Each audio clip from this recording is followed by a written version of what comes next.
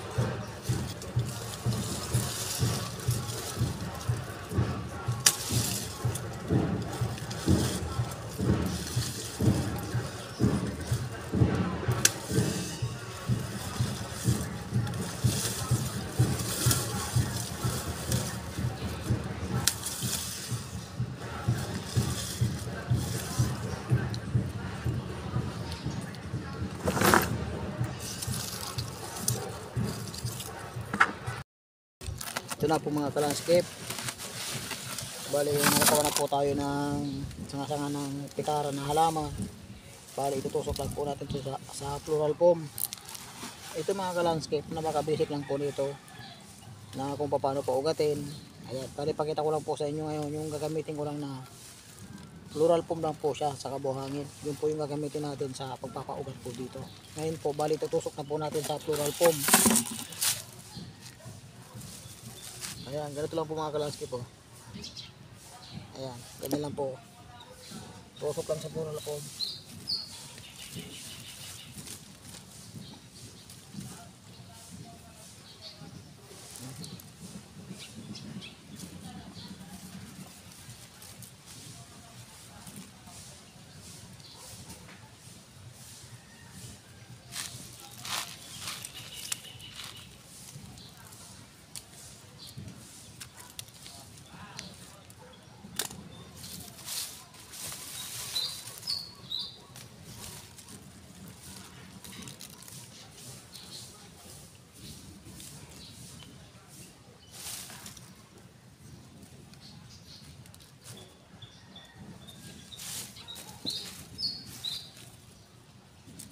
Ayan mga ka-landscape, ganito lang po.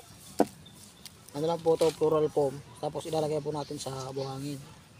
Haluan natin siyang buhangin. After po na itusok natin sa floral foam, meron pa po tayong ilalagay na buhangin dito.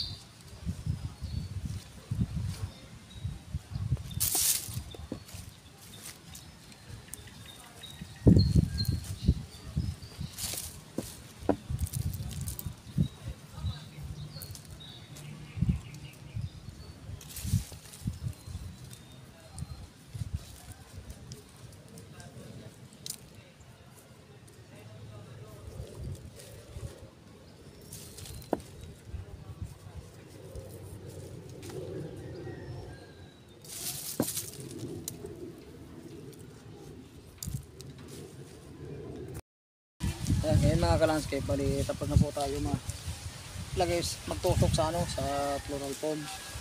Bali ngayon po ilalagay na po natin dito sa pinutol na bote. Yan, dito na po itong ilalagay. Bali po ang ilalim po niyan, buhangin. Ito lang po kadalasan ginagamit ko sa pagpapaugat ng mga halaman. Ayan. Kasi ito po kasi yung buhangin, laging basa. Kaya maganda po gamitin to.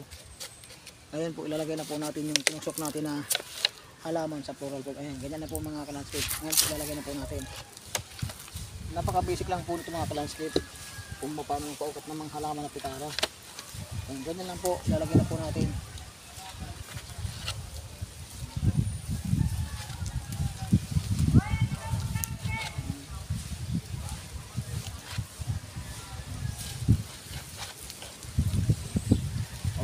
Okay lang mga kalandscape sila, sama-sama sila. Ayan. Ayan po, okay na po siya. Ngayon po, lagyan naman po natin ang buhangin. Ito naman po yung buhangin, lalagyan na po natin siya, tatakpan po natin yung mga plural foam.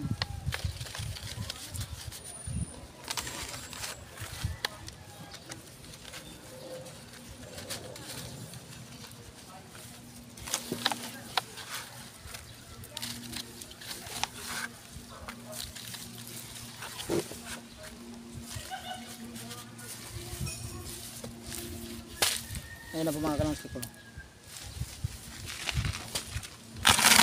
Ito naman, lagyan na natin.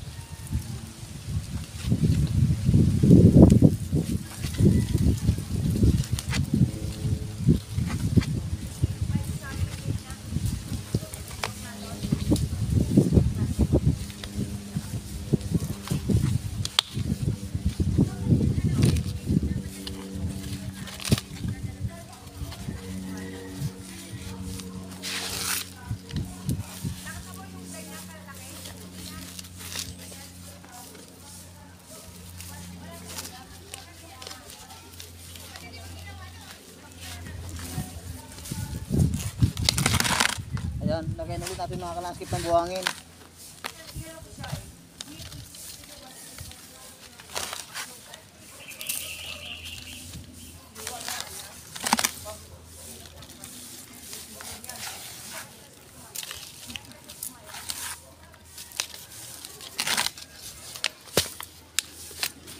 Ayan na po mga kalandscape, tapos na po tayo. Nilagay na rin po natin sa putol na mineral. Ito po yung paugatin pa lang po natin. Ayan. Bali ganyan lang po yung proseso niyan mga kalandscape, nakabasic lang po kung paano magpaugat ng halaman na maramihan, na parami kagad ng halaman. Bali ano lang po ito, ang ginamit ko lang po dito, plural foam, buhangin, saka plastic na mineral. Yung bote, ito po. Ngayon mga kalandscape, pakita ko naman po sa inyo yung paras lang yung proseso ng may ugat na. Ito mga kalandscape, pakita ko naman po sa inyo. Ito mga kalandscape, paras lang po yung proseso niyan. Na ganyan po ginawa, ganito rin po ginawa ko. Ngayon po, ipakita ko lang po sa inyo may ugat na.